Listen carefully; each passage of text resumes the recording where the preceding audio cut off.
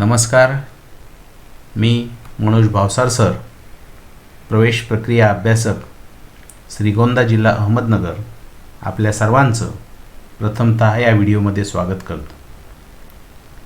जे विद्यार्थी खाजगी विनाअनुदानित BAMS, BHMS, BUMS अभ्यासक्रमासाठी प्रवेश घेऊ इच्छितात अशा विद्यार्थ्यांसाठी CET सेलमार्फत 26 डिसेंबर रोजी एक महत्त्वाचं नोटिफिकेशन, महत्त्वाची सूचना जाहीर करण्यात आलेली आहे. यामध्ये दुसऱ्या राऊंडसाठी जे वेळापत्रक आहे ॲडमिशनचं ते जाहीर करण्यात आलेलं आहे. याबाबतची सखोल माहिती आपण या व्हिडिओमध्ये घेणार आहोत. यामध्ये अत्यंत महत्त्वाच्या सूचना दिल्या जाणार आहेत, त्यामुळे व्हिडिओ शेवटपर्यंत पहा.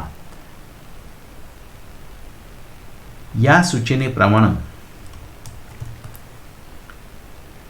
दुसऱ्या राऊंडसाठी म्हणजेच आयुष कोटा जो आहे याला 15% खाजगी विनाअनुदानित 15% कोटा असं म्हणतात. यासाठी पहिला राऊंड जाहीर झालेला आहे आणि दुसऱ्या राऊंडचं हे शेड्यूल आहे. दुसऱ्या राऊंडसाठी ऑनलाईन रजिस्ट्रेशन हे 28 डिसेंबर ते 31 डिसेंबरपर्यंत ऑनलाईन रजिस्ट्रेशन विद्यार्थी करू शकतात. आता यामध्ये एक बाब महत्त्वाची आहे की पहिल्या राऊंडसाठी ज्यांनी 2,000 रुपये फी भरून रजिस्ट्रेशन केलेलं आहे त्यांनी आता पुन्हा रजिस्ट्रेशन करण्याची आवश्यकता नाही. परंतु पहिल्या राऊंडसाठी ज्यांचं रजिस्ट्रेशन झालेलं नाही ते विद्यार्थी आता नव्याने रजिस्ट्रेशन करू शकतात. हे या ठिकाणी महत्त्वाचं आहे. अशा विद्यार्थ्यांसाठी 28 ते 31 तारीख ही रजिस्ट्रेशनची म्हणजेच नोंदणीची तारीख आहे.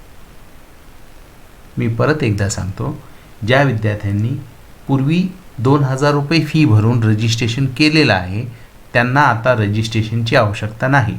परंतु ज्यांनी पहिल्या राऊंडसाठी रजिस्ट्रेशन केलं नव्हतं, जे विद्यार्थी आता नव्याने दुसऱ्या राऊंडसाठी येऊ इच्छितात, या विद्यार्थ्यांनी आता रजिस्ट्रेशन करणं आवश्यक आहे. त्यासाठी तारखा आहेत 28 डिसेंबर ते 31 डिसेंबर. यानंतर रजिस्टर्ड कॅन्डिडेटची जी लिस्ट आहे ती 1 जानेवारी 2021ला सायंकाळी 5 नंतर जाहीर होणार आहे. दुसऱ्या राऊंडसाठी उपलब्ध जागांचं सीट मॅट्रिक्स हे 28 तारखेलाच जाहीर होणार आहे, म्हणजेच 28 डिसेंबरला जाहीर होईल 5 नंतर. आणि ही जी स्टेप आहे आता मी निळ्या रंगात दाखवतो, ही अत्यंत महत्त्वाची स्टेप आहे. 29 डिसेंबर ते 3 जानेवारी 2021 ऑनलाईन प्रेफरन्स फॉर्म भरायचे आहेत. BAMS, BHMS, BUMS विनाअनुदानित 15% जागांसाठी.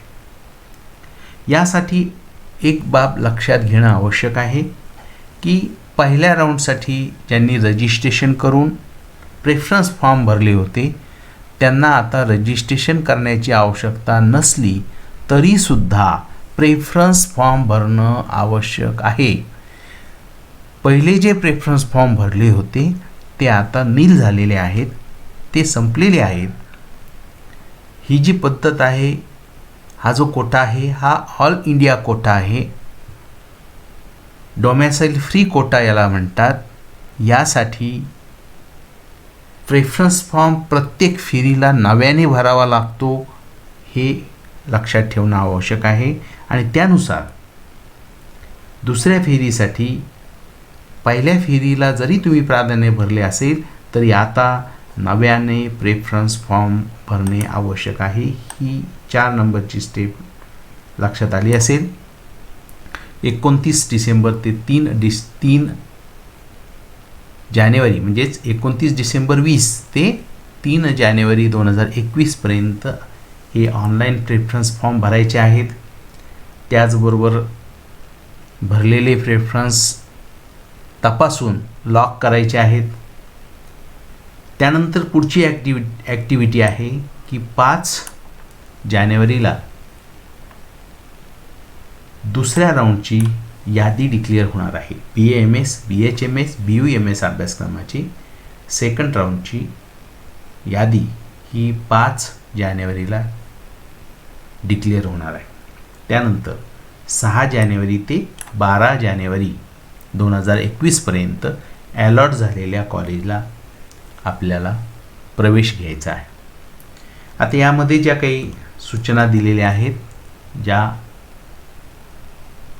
मी सांगितलेल्या आहेत, पुन्हा एकदा आपण त्या याच्यात येतील त्या पाहूयात. आपण सूचनेमध्ये ज्या दाखवल्यात आहेत त्या पद्धतीने पाहूयात. Candidate registered for round first need not register again. म्हणजेच पहिल्या राऊंडसाठी ज्यांनी रजिस्ट्रेशन केलेलं आहे त्यांना आता रजिस्ट्रेशन करायची आवश्यकता नाही. परंतु पहिल्या राऊंडसाठी चॉईस फिल केलेल्या विद्यार्थ्यांनी दुसऱ्या राऊंडसाठी नव्यानं चॉईस फिलिंग करायचे आहेत. म्हणजे चॉईस मात्र आता आपल्याला नव्यानं दुसऱ्या राऊंडसाठी द्यायचे आहेत. आता ह्या राऊंडमध्ये कोण सहभागी होऊ शकतो, तर एकूण 6 प्रकारचे विद्यार्थी या दुसऱ्या राऊंडसाठी पात्र आहेत. हे आपण पाहूया. सर्व प्रकार आपण पाहूया. पहिला प्रकार, registered candidate who did not get any seat allotment in the first round. पहिल्या राऊंडसाठी ज्या विद्यार्थ्यांना सीट जाहीर झालेलं नाही, म्हणजे चॉईस नॉट अवेलेबल असं ज्यांचं यादीमध्ये आलेलं आहे ते विद्यार्थी यासाठी पात्र आहेत दुसऱ्या राऊंडसाठी. त्यानंतर दुसऱ्या प्रकारचा विद्यार्थी म्हणजे की ज्यांना पहिल्या कोटामध्ये सीट जाहीर झालेला आहे, परंतु डॉक्युमेंट व्हेरिफिकेशन या प्रक्रियेमध्ये त्यांचं सीट कॅन्सल झालेलं आहे, असे विद्यार्थीसुद्धा दुसऱ्या राऊंडसाठी पात्र आहेत. त्यानंतर तिसऱ्या प्रकारचा विद्यार्थी पाहू, ज्यांनी पहिल्या राऊंडमध्ये अलॉट झालेल्या कॉलेजला रिपोर्टिंग केलेलं आहे आणि त्यांना दुसऱ्या राऊंडमध्ये सहभागी व्हायचे, म्हणजे त्यांनी रिटेन्शन दिलेलं नाही आणि ते दुसऱ्या राऊंडमध्ये सहभागी होऊ इच्छितात, असे विद्यार्थीसुद्धा दुसऱ्या राऊंडला पात्र आहेत. चौथा जो प्रकार आहे तो candidates who have been allotted but not join. ज्यांना पहिल्या राऊंडमध्ये सीट मिळाले परंतु ते जॉईन झालेले नाहीत, असे विद्यार्थीसुद्धा दुसऱ्या राऊंडला अप्लाय करू शकतात. पाचवा प्रकार आहे की ज्यांनी पहिल्या राऊंडला रिसाईन केलं, अलॉटेड सीट मिळाली होती पण त्यांनी ती सोडलेली आहे, असे विद्यार्थीसुद्धा सेकंड राऊंडला येऊ शकतात. आणि 6वा प्रकार आहे की क्वालिफाय आहेत नीटला परंतु त्यांनी पहिल्या राऊंडसाठी रजिस्ट्रेशन केलेलं नव्हतं आणि आता ते सेकंड राऊंडला रजिस्ट्रेशन करू इच्छितात, असे विद्यार्थीसुद्धा या सेकंड राऊंडसाठी पात्र आहेत. म्हणजेच पहिल्या राऊंडमध्ये ज्यांना सीट मिळालं आहे, ज्यांनी रिटेन्शन देऊन पक्क केलेलं आहे सीट, ह्या विद्यार्थ्याव्यतिरिक्त सर्व विद्यार्थी म्हणजे ज्यांना अद्याप कॉलेज अलॉट झालेलं नाही आहे, ज्यांनी पहिल्या राऊंडमध्ये रजिस्ट्रेशन केलं नव्हतं, पहिल्या राऊंडमध्ये रजिस्ट्रेशन केलं आहे परंतु सीट मिळालेलं नाही, त्याचबरोबर ज्यांना सीट मिळालं होतं पण त्यांनी रिसाईन केलं, अशा सर्व प्रकारचे विद्यार्थी आता सेकंड राऊंडसाठी अप्लाय करू शकतात, इलिजिबल आहे. असे हे 6 प्रकारचे गट आपण पाहिलेले आहेत. चॉईसच्या बाबतीमध्ये पुन्हा एकदा इथे सूचना दिलेल्या आहे की चॉईस पहिल्या राऊंडसाठी भरले असतील तरीसुद्धा आता दुसऱ्या राऊंडला आपल्याला नव्यानं चॉईस द्यावं लागणार आहे. पहिले चॉईस आता संपलेले आहेत, नल झालेले आहेत. या प्रोसिजरप्रमाणे आपण या दुसऱ्या राऊंडसाठी सहभागी होऊ शकता. दुसऱ्या राऊंडमध्ये आपल्याला अलॉट झालेलं सीट, तर आपण त्या कॉलेजला रिपोर्टिंग करायचं आहे. तुम्ही या दुसऱ्या राऊंडमधून जॉईन झालात तर जर तुम्हाला ते हवं असेल कॉलेज ज्या ठिकाणी आपल्याला प्रवेश मिळाला आहे, तर तुम्ही रिटेन्शन देऊ शकता. अशा पद्धतीची माहिती यामध्ये आहे. जेव्हा सेकंड राऊंडमध्ये तुम्हाला सीट मिळालेलं आहे, पहिल्या राऊंडमधलं जे सीट आहे ते आपोआप कॅन्सल होईल आणि सेकंड राऊंडमधलं सीट आपल्याला घ्यावंच लागेल, कारण आपण अपग्रेड झालेलो आहोत. म्हणजेच पहिल्या राऊंडमध्ये एखाद्या विद्यार्थ्याला सीट मिळालेलं आहे आणि आता दुसऱ्या राऊंडमध्ये दुसरं कॉलेज मिळालेलं आहे, तर दुसरं जे कॉलेज मिळालेलं आहे ते आपल्याला घ्यावं लागेल. पहिलं आपोआप कॅन्सल होईल, त्या जागेवर दुसरा विद्यार्थी जाईल, कारण आपण त्यावेळेस रिटेन्शन दिलेलं नाही आहे आणि अपग्रेडसाठी दुसऱ्या राऊंडला पार्टिसिपेट झालेलो आहोत. म्हणून दुसऱ्या राऊंडमधलं सीट आपल्याला घ्यावं लागेल. अशा पद्धतीने या दुसऱ्या राऊंडबद्दलचे जे नियम आहेत ते आपण या सूचनेच्या आधारे पाहिलेले आहेत. या व्यतिरिक्त आपल्या काही शंका असतील तर त्या आवश्यक कॉमेंट बॉक्समध्ये कळवा. चॅनल अद्याप जर सबस्क्राईब केलेलं नसेल तर चॅनल सबस्क्राईब करा.